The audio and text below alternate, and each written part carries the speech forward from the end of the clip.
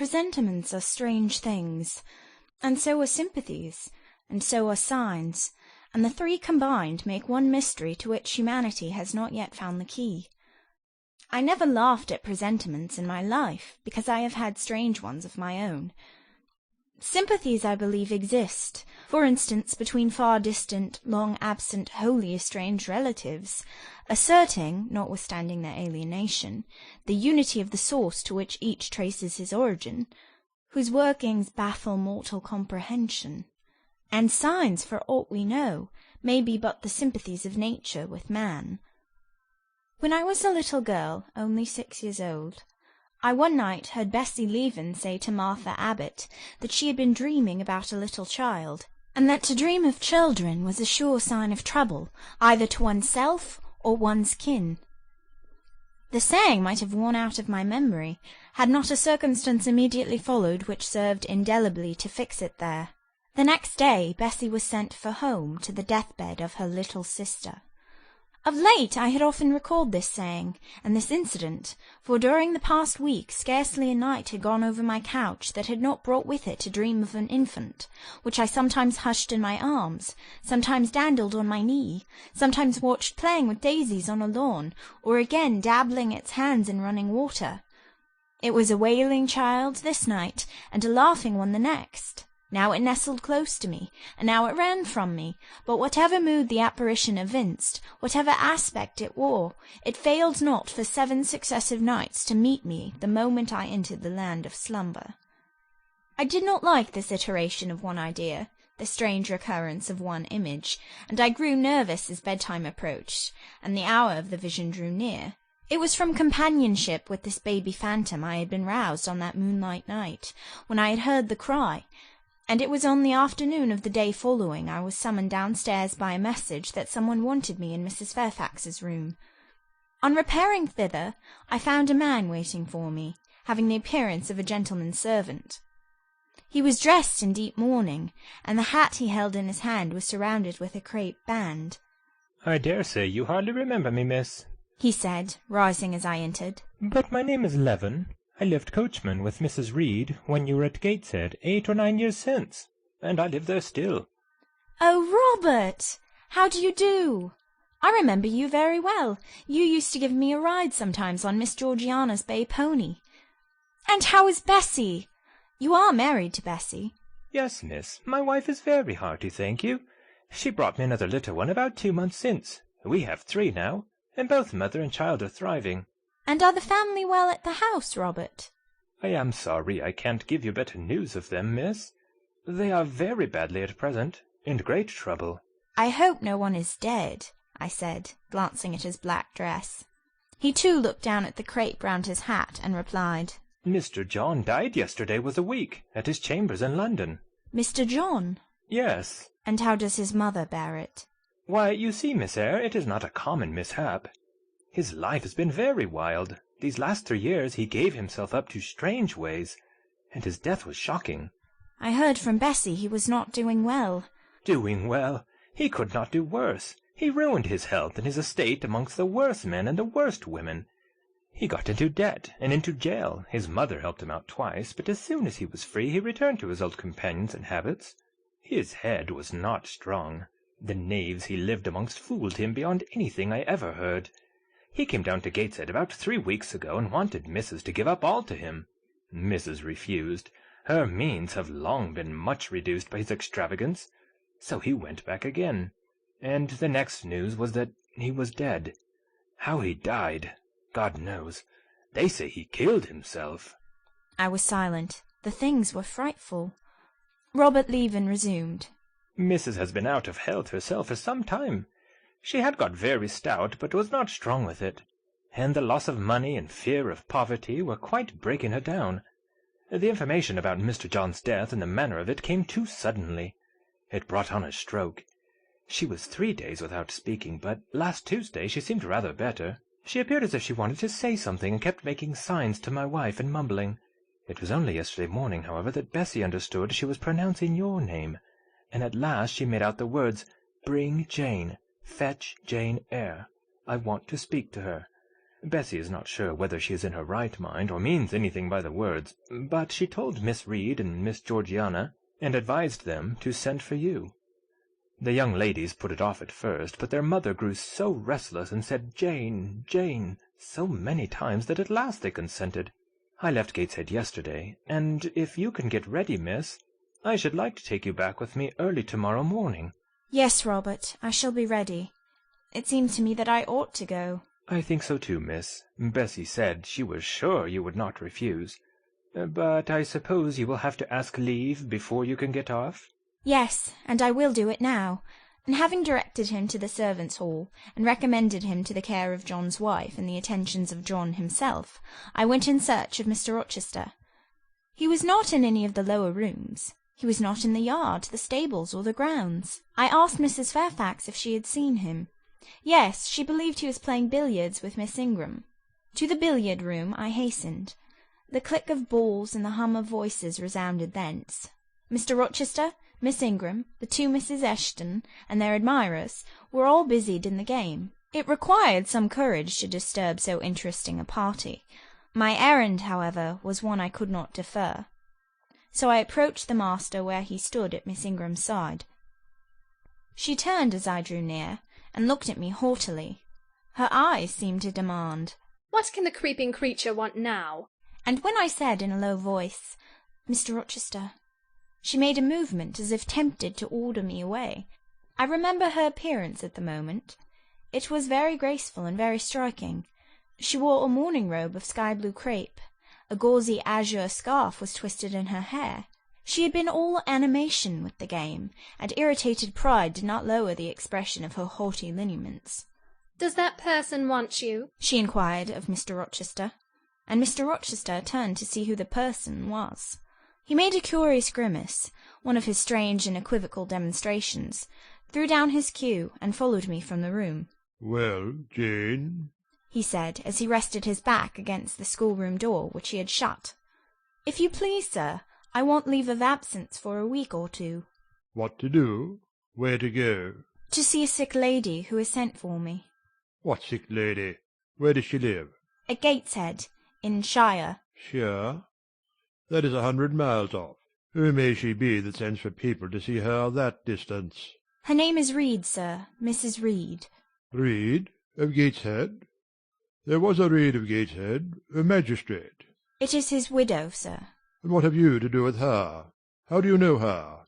"Mr. Reed was my uncle, my mother's brother." "The deuce he was! You never told me that before. You always said you had no relations." "None that would own me, sir. Mr. Reed is dead, and his wife cast me off." "Why?" "Because I was poor and burdensome, and she disliked me."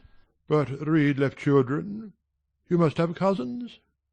"Sir George Lynn was talking of a Reed of Gateshead yesterday, who, he said, was one of the veriest rascals on town, and Ingram was mentioning a Georgiana Reed of the same place, who was much admired for her beauty a season or two ago in London." "John Reed is dead too, sir. He ruined himself and half ruined his family, and is supposed to have committed suicide. The news so shocked his mother that it brought on an apoplectic attack." "And what good can you do her? Nonsense, Jane. I would never think of running 100 miles to see an old lady who will, perhaps, be dead before you reach her. Besides, you say she cast you off." "Yes, sir, but that is long ago, and when her circumstances were very different. I could not be easy to neglect her wishes now." "How long will you stay?" "As short a time as possible, sir." "Promise me only to stay a week." "I had better not pass my word. I might be obliged to break it." "At all events you will come back. You will not be induced under any pretext to take up a permanent residence with her?" "Oh, no. I shall certainly return if all be well." "And who goes with you?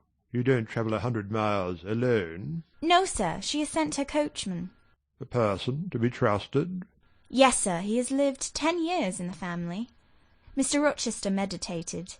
"When do you wish to go?" "Early tomorrow morning, sir." "Well, you must have some money. You can't travel without money, and I dare say you have not much. I have given you no salary yet. How much have you in the world, Jane?" he asked, smiling. I drew out my purse. A meagre thing it was. 5 shillings, sir. He took the purse, poured the hoard into his palm, and chuckled over it, as if its scantiness amused him.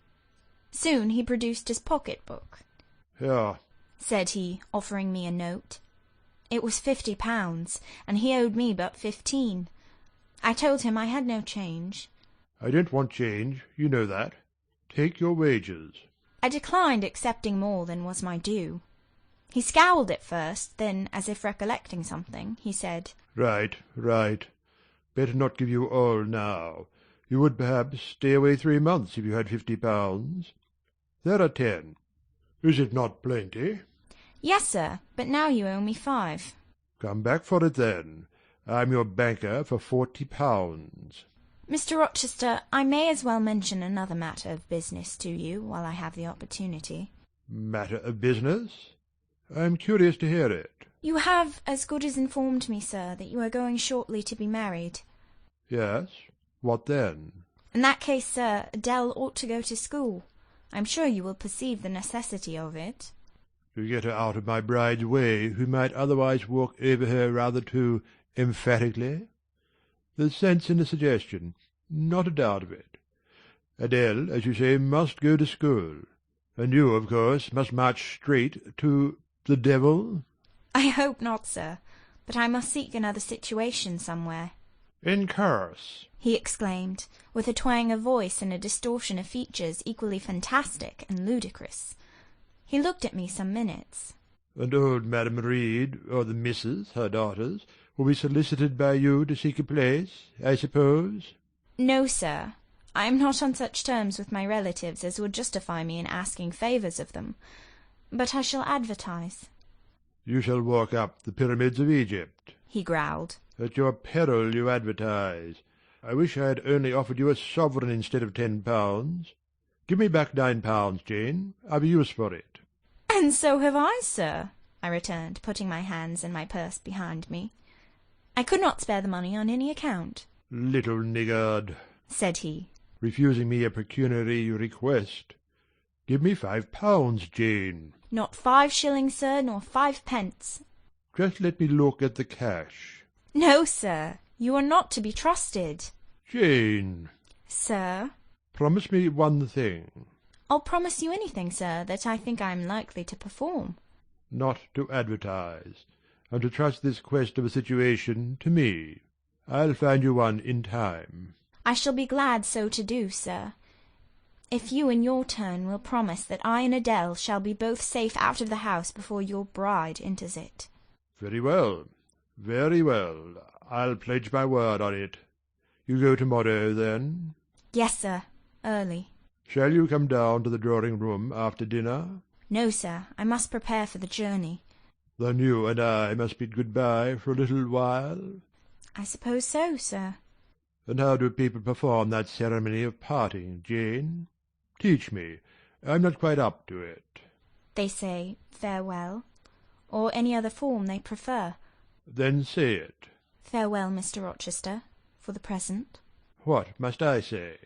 "The same, if you like, sir." "Farewell, Miss Eyre, for the present? Is that all?" "Yes?" "It seems stingy to my notions, and dry and unfriendly.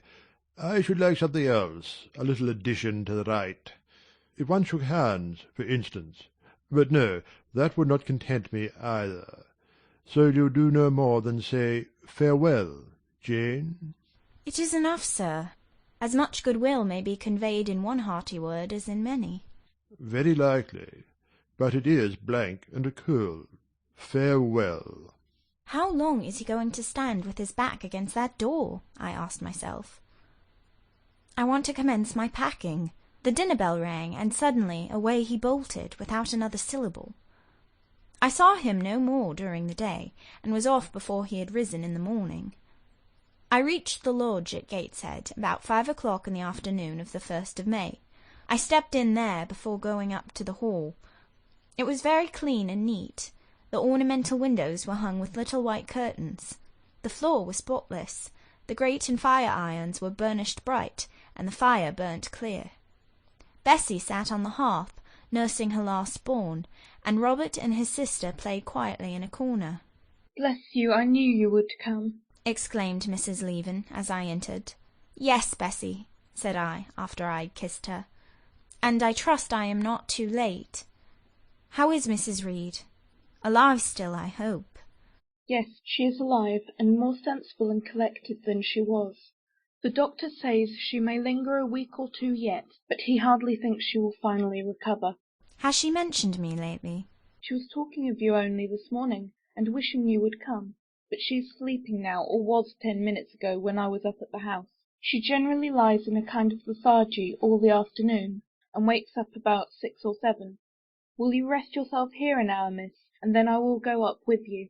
Robert here entered, and Bessie laid her sleeping child in the cradle and went to welcome him.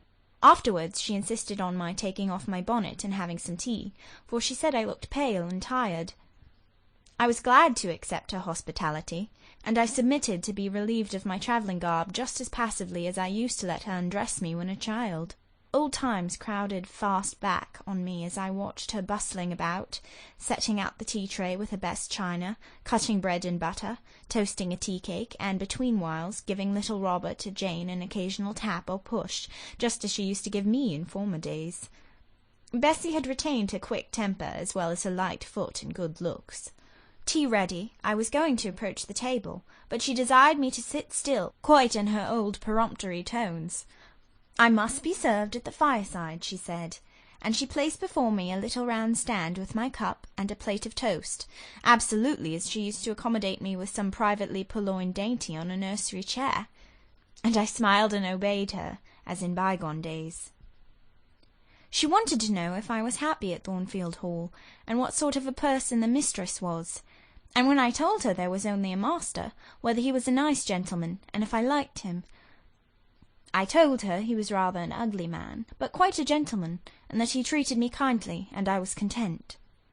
Then I went on to describe to her the gay company that had lately been staying at the house, and to these details Bessie listened with interest. They were precisely of the kind she relished. In such conversation an hour was soon gone. Bessie restored to me my bonnet, etc., and, accompanied by her, I quitted the lodge for the hall. It was also accompanied by her that I had, nearly 9 years ago, walked down the path I was now ascending. On a dark, misty, raw morning in January, I had left a hostel roof with a desperate and embittered heart, a sense of outlawry and almost of reprobation, to seek the chilly harbourage of Lowood, that bourne so far away and unexplored. The same hostile roof now again rose before me. My prospects were doubtful yet, and I had yet an aching heart. I still felt as a wanderer on the face of the earth, but I experienced firmer trust in myself and my own powers, and less withering dread of oppression. The gaping wound of my wrongs, too, was now quite healed, and the flame of resentment extinguished. "You shall go into the breakfast-room first," said Bessie, as she preceded me through the hall. "The young ladies will be there." In another moment I was within that apartment. There was every article of furniture looking just as it did on the morning I was first introduced to Mr. Brocklehurst. The very rug he had stood upon still covered the hearth. Glancing at the bookcases, I thought I could distinguish the 2 volumes of Bewick's British Birds occupying their old place on the 3rd shelf, and Gulliver's Travels and the Arabian Nights ranged just above. The inanimate objects were not changed, but the living things had altered past recognition. 2 young ladies appeared before me, one very tall, almost as tall as Miss Ingram, very thin too, with a sallow face and severe mien. There was something ascetic in her look, which was augmented by the extreme plainness of a straight-skirted, black stuff dress, a starched linen collar, hair combed away from the temples, and the nun-like ornament of a string of ebony beads and a crucifix. This, I felt sure, was Eliza, though I could trace little resemblance to her former self in that elongated and colourless visage. The other was as certainly Georgiana, but not the Georgiana I remembered, the slim and fairy-like girl of 11. This was a full-blown, very plump damsel, fair as waxwork, with handsome and regular features, languishing blue eyes, and ringleted yellow hair. The hue of her dress was black too, but its fashion was so different from her sister's, so much more flowing and becoming, it looked as stylish as the others looked puritanical. In each of the sisters there was one trait of the mother, and only one. The thin and pallid elder daughter had her parents' Cairngorm eye. The blooming and luxuriant younger girl had her contour of jaw and chin, perhaps a little softened, but still imparting an indescribable hardness to the countenance otherwise so voluptuous and buxom. Both ladies, as I advanced, rose to welcome me, and both addressed me by the name of Miss Eyre.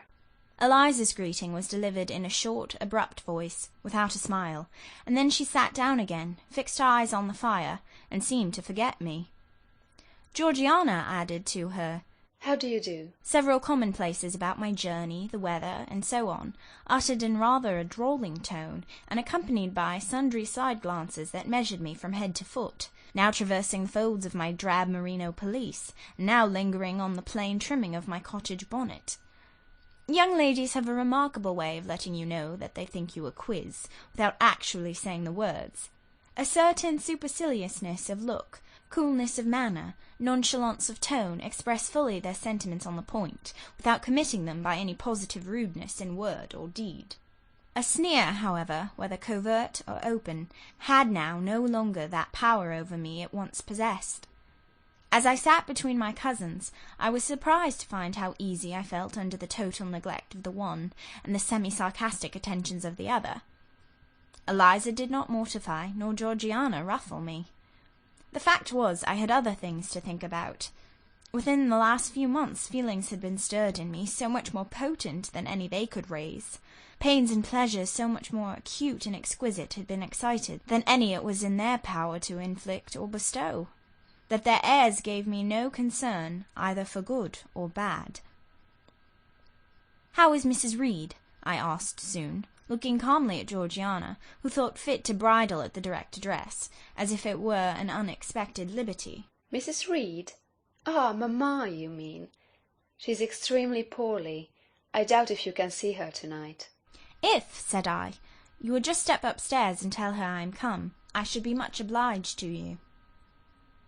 Georgiana almost started, and she opened her blue eyes wild and wide.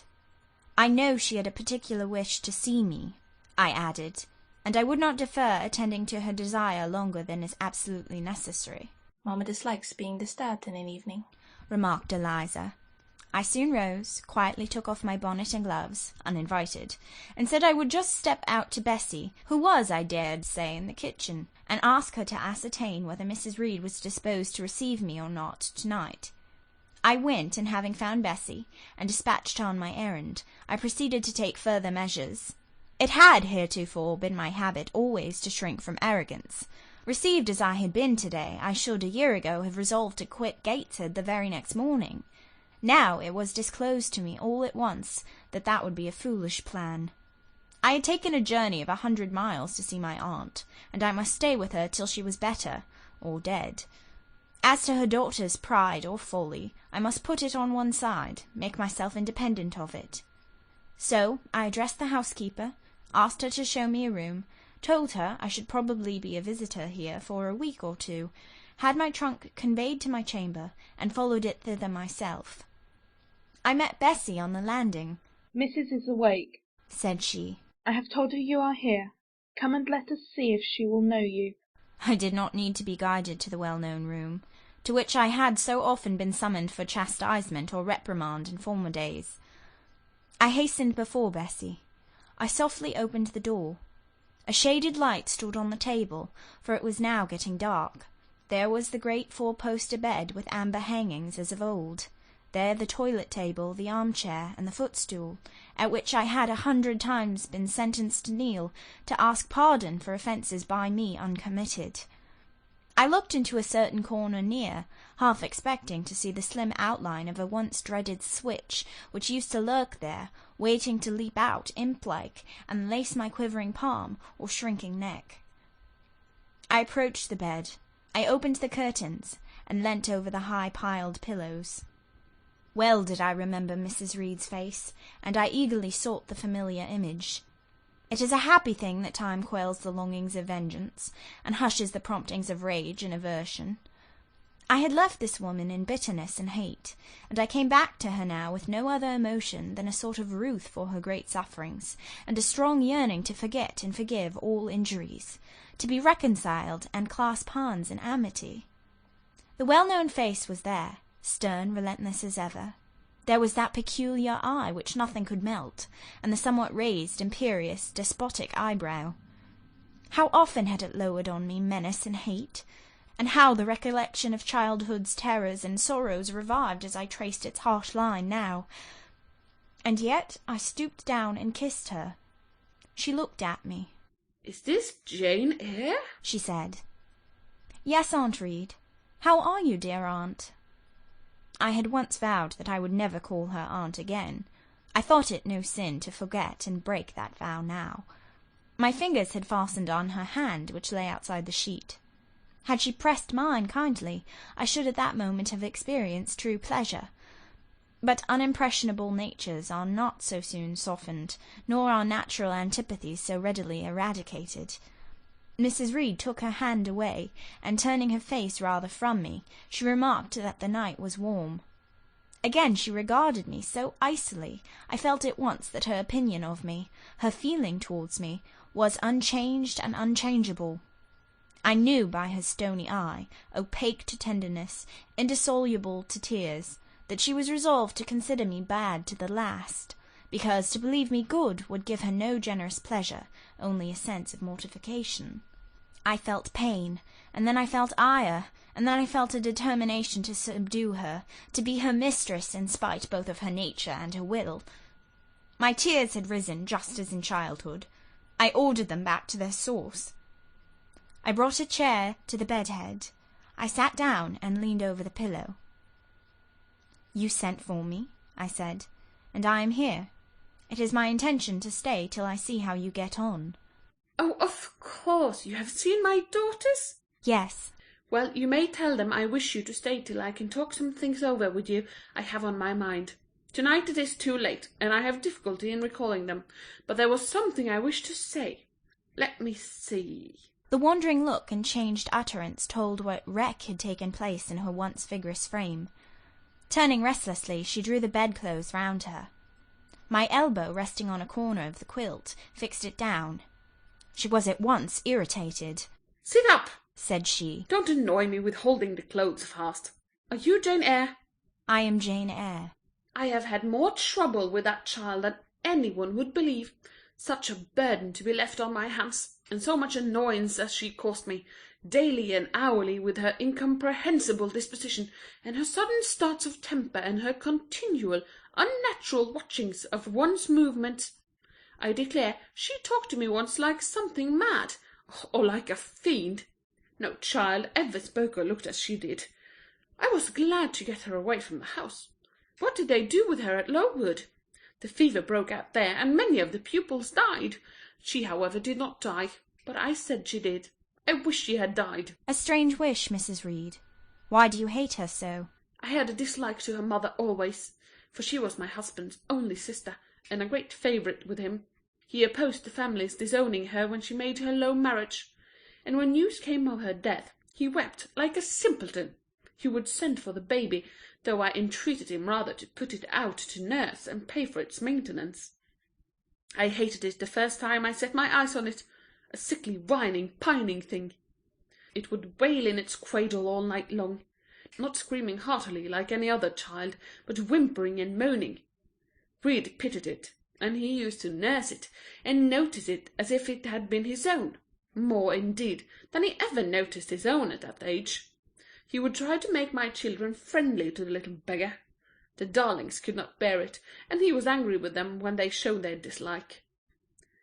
In his last illness he had it brought continually to his bedside, and but an hour before he died he bound me by vow to keep the creature. I would as soon have been charged with a pauper brat out of a workhouse, but he was weak, naturally weak. John does not at all resemble his father, and I am glad of it. John is like me and like my brothers. He is quite a Gibson. Oh, I wish he would cease tormenting me with letters for money. I have no more money to give him. We are getting poor.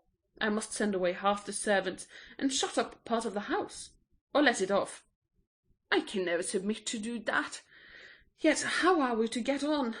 2/3 of my income goes in paying the interests of mortgages. John gambles dreadfully, and always loses, poor boy.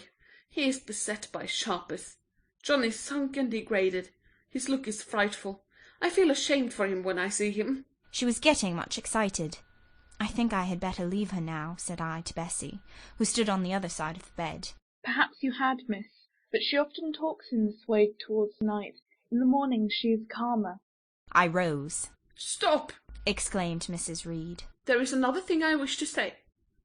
He threatens me. He continually threatens me with his own death, or mine, and I dream sometimes that I see him laid out with a great wound in his throat, or with a swollen and blackened face. I am come to a strange pass. I have heavy troubles. What is to be done? How is the money to be had?" Bessie now endeavoured to persuade her to take a sedative draught. She succeeded with difficulty. Soon after, Mrs. Reed grew more composed, and sank into a dozing state. I then left her. More than 10 days elapsed before I had again any conversation with her. She continued either delirious or lethargic, and the doctor forbade everything which could painfully excite her. Meantime, I got on as well as I could with Georgiana and Eliza. They were very cold indeed at first. Eliza would sit half the day sewing, reading, or writing, and scarcely utter a word either to me or her sister. Georgiana would chatter nonsense to her canary bird by the hour, and take no notice of me. But I was determined not to seem at a loss for occupation or amusement. I had brought my drawing materials with me, and they served me for both. Provided with a case of pencils and some sheets of paper, I used to take a seat apart from them, near the window, and busy myself in sketching fancy vignettes, representing any scene that happened momentarily to shape itself in the ever-shifting kaleidoscope of imagination. A glimpse of sea between two rocks, the rising moon, and a ship crossing its disk, a group of reeds and water flags, and a naiad's head, crowned with lotus flowers rising out of them, an elf sitting in a hedge sparrow's nest under a wreath of hawthorn bloom. One morning I fell to sketching a face. What sort of a face it was to be I did not care or know. I took a soft black pencil, gave it a broad point, and worked away. Soon I had traced on the paper a broad and prominent forehead, and a square lower outline of visage. That contour gave me pleasure. My fingers proceeded actively to fill it with features. Strongly marked horizontal eyebrows must be traced under that brow, then followed naturally a well-defined nose, with a straight ridge and full nostrils, then a flexible-looking mouth, by no means narrow, then a firm chin, with a decided cleft down the middle of it.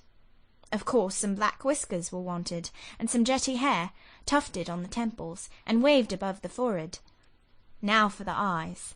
I had left them to the last, because they required the most careful working. I drew them large, I shaped them well. The eyelashes I traced long and sombre, the irids lustrous and large. Good, but not quite the thing, I thought, as I surveyed the effect. They want more force and spirit, and I wrought the shades blacker, that the lights might flash more brilliantly. A happy touch or two secured success. There, I had a friend's face under my gaze, and what did it signify that those young ladies turned their backs on me? I looked at it. I smiled at the speaking likeness. I was absorbed and content. "Is that a portrait of someone you know?" asked Eliza, who had approached me unnoticed.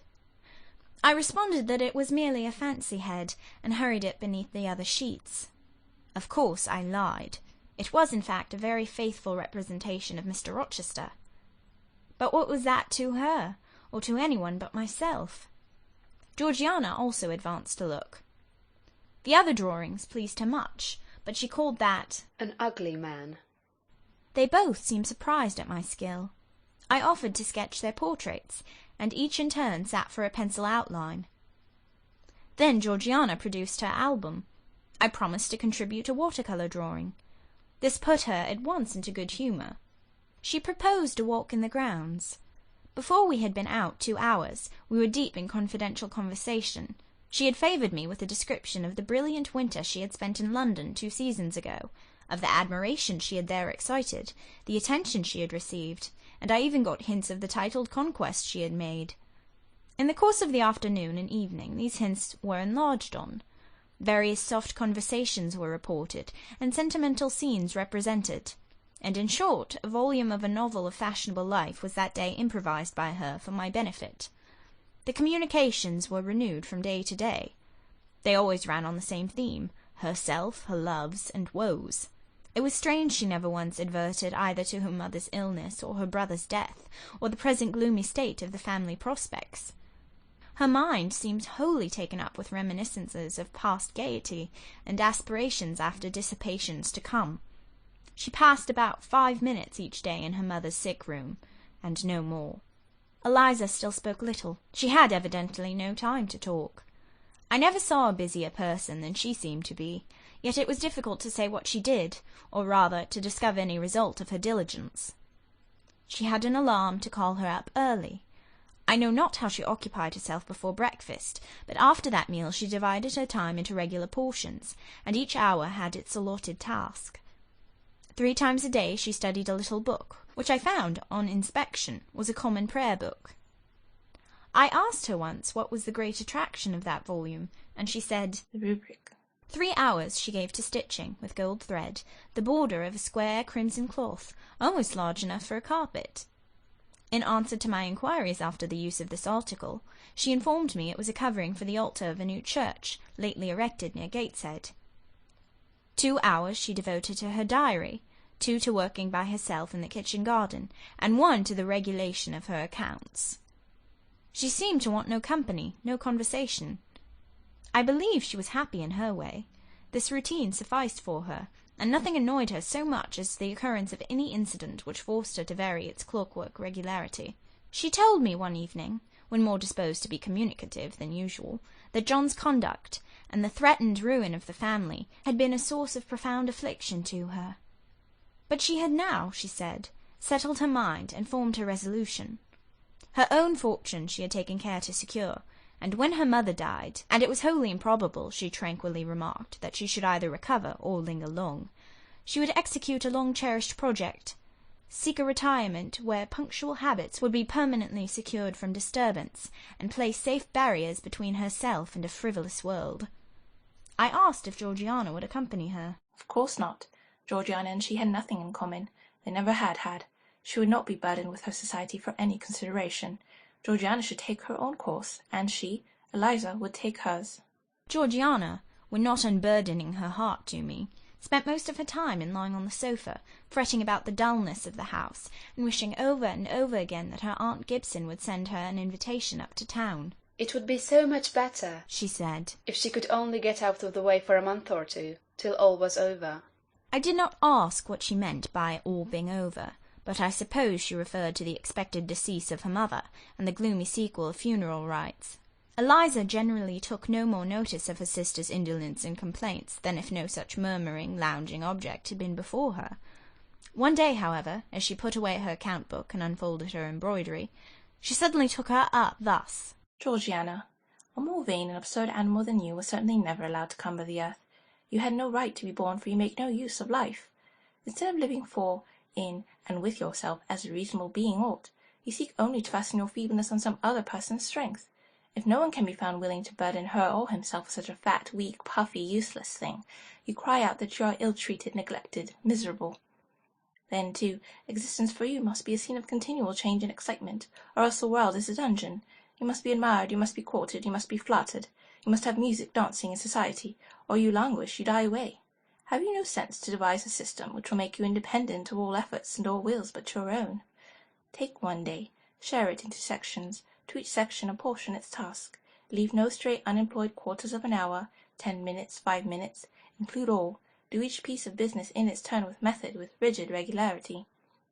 The day will close almost before you are aware it has begun, and you are indebted to no one for helping you to get rid of one vacant moment. You have had to seek no one's company, conversation, sympathy, forbearance. You have lived, in short, as an independent being ought to do.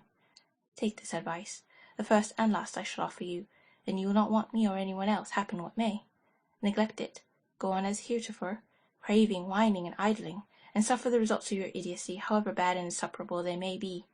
I tell you this plainly, and listen, for though I shall no more repeat what I am now about to say, I shall steadily act on it.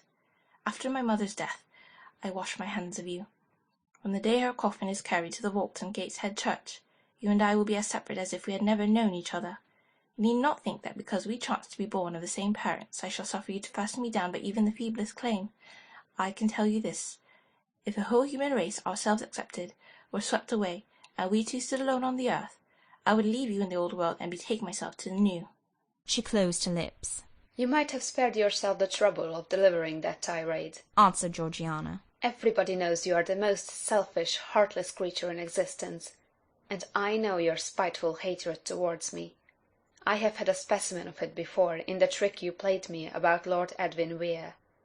You could not bear me to be raised above you, to have a title, to be received into circles where you dare not show your face, and so you acted the spy and informer, and ruined my prospects forever.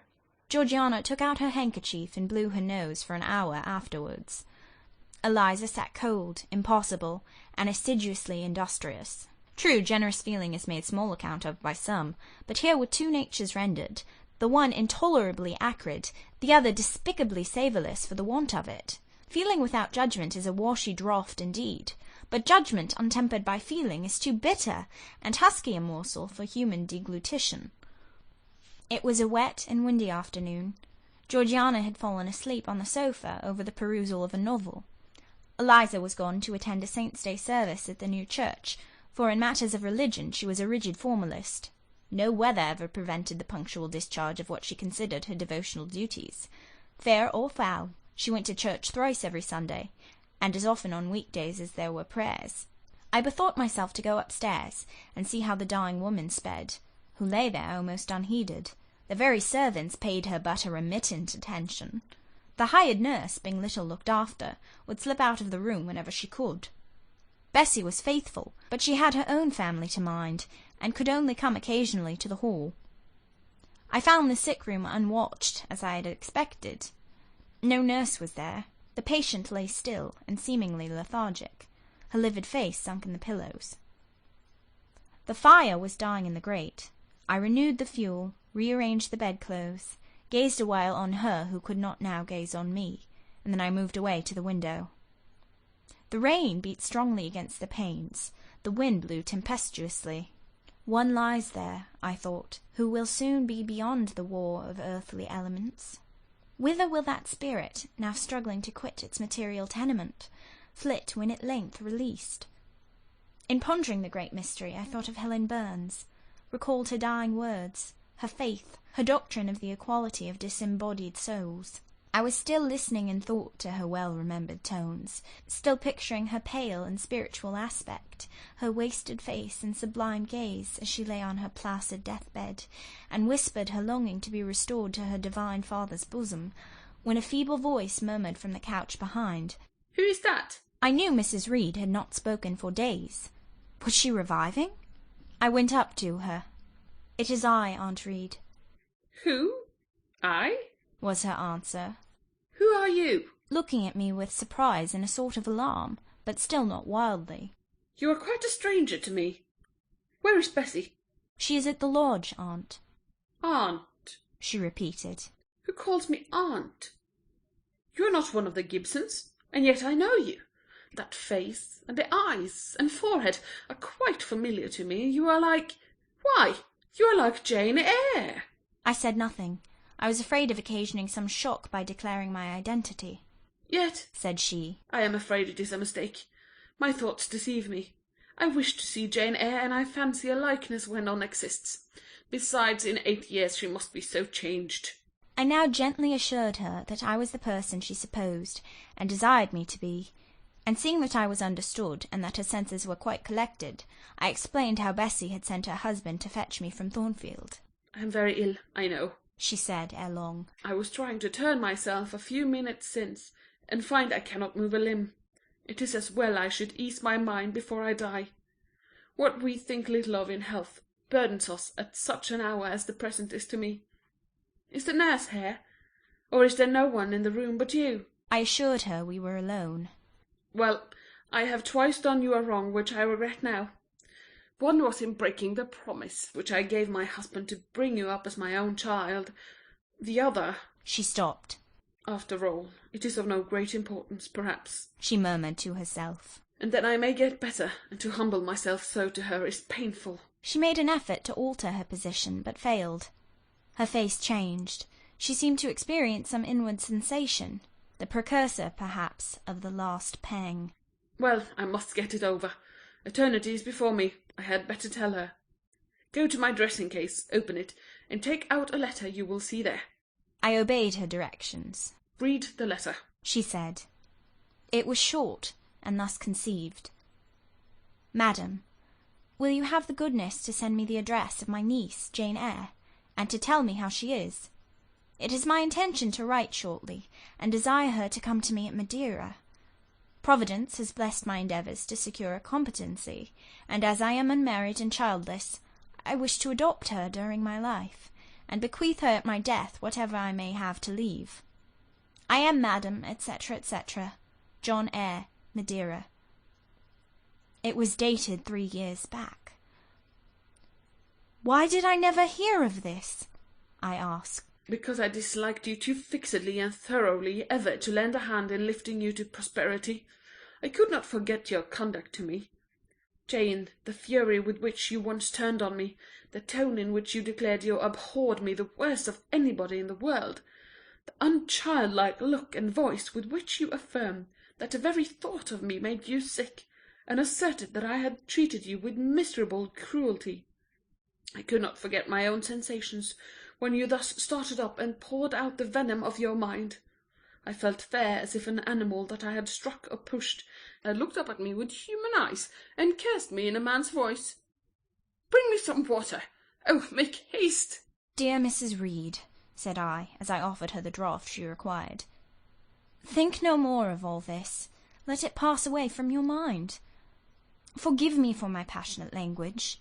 I was a child then. 8-9 years have passed since that day. She heeded nothing of what I said, but when she had tasted the water and drawn breath, she went on thus. I tell you, I could not forget it, and I took my revenge. For you to be adopted by your uncle, and placed in a state of ease and comfort, was what I could not endure. I wrote to him. I said I was sorry for his disappointment, but Jane Eyre was dead. She had died of typhus fever at Lowood. Now act as you please. Write and contradict my assertion. Expose my falsehood as soon as you like. You were born, I think, to be my torment. My last hour is racked by the recollection of a deed which, but for you, I should never have been tempted to commit. If you could but be persuaded to think no more of it, aunt, and to regard me with kindness and forgiveness. You have a very bad disposition, said she, and one to this day I feel it impossible to understand. How for 9 years you could be patient and quiescent under any treatment, and in the 10th break out all fire and violence, I can never comprehend. My disposition is not so bad as you think. I am passionate, but not vindictive. Many a time as a little child I should have been glad to love you if you would have let me, and I long earnestly to be reconciled to you now. Kiss me, aunt. I approached my cheek to her lips. She would not touch it. She said I oppressed her by leaning over the bed, and again demanded water. As I laid her down, for I raised her and supported her on my arm while she drank, I covered her ice-cold and clammy hand with mine. The feeble fingers shrank from my touch, the glazing eyes shunned my gaze. Love me, then, or hate me, as you will, I said at last. You have my full and free forgiveness. Ask now for God's, and be at peace. Poor suffering woman! It was too late for her to make now the effort to change her habitual frame of mind.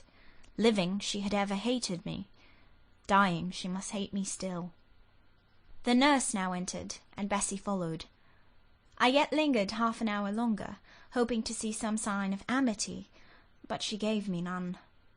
She was fast relapsing into stupor, nor did her mind again rally. At 12 o'clock that night she died. I was not present to close her eyes, nor were either of her daughters. They came to tell us the next morning that it was all over. She was by that time laid out. Eliza and I went to look at her. Georgiana, who had burst out into loud weeping, said she dared not go. There was stretched Sarah Reed's once robust and active frame, rigid and still. Her eye of flint was covered with its cold lid. Her brow and strong traits wore yet the impress of her inexorable soul. A strange and solemn object was that corpse to me. I gazed on it with gloom and pain. Nothing soft, nothing sweet, nothing pitying or hopeful or subduing did it inspire. Only a grating anguish for her woes, not my loss, and a sombre, tearless dismay at the fearfulness of death in such a form. Eliza surveyed her parent calmly. After a silence of some minutes, she observed, "With her constitution she should have lived to a good old age. Her life was shortened by trouble." And then a spasm constricted her mouth for an instant. As it passed away, she turned and left the room, and so did I. Neither of us had dropped a tear.